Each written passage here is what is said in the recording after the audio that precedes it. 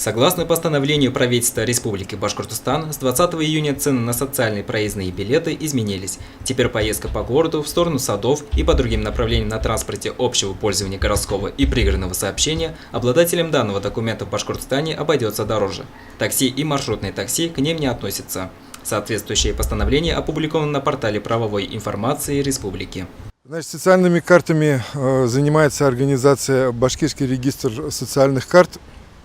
Значит, на основании распоряжения правительства Республики Башкортостан стоимость карты месячного проезда на сегодняшний день составляет 600 рублей. Приобрести социальный проездной билет можно только льготным категориям граждан. Несмотря на рост стоимости данного документа, многие его все же покупают.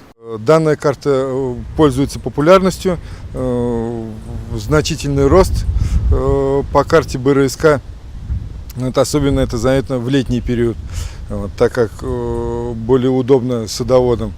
Но это все равно, соответственно, стоимость проезда значительно ниже, чем за наличные расчеты или теми же картами, которые используют транспортные карты предприятия Башавтотранс. Те категории пассажиров, для кого льготы не предусмотрены, но они часто пользуются услугами Башавтотранса, могут пользоваться транспортной картой, которая также поможет сэкономить при любой поездке. Если за наличный расчет люди платят 20 рублей, то, пользуясь картой, каждый раз 2 рубля будут оставаться бонусом. Как выяснилось, транспортная карта является самой популярной.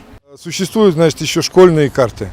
Карта школьника, по данной карте проезд составляет 15 рублей. Приобрести проездные билеты и карты все желающие могут на городском автовокзале. Данила Любаев, Олег Кадыров, Любовь Карпова, телекомпания СТВ.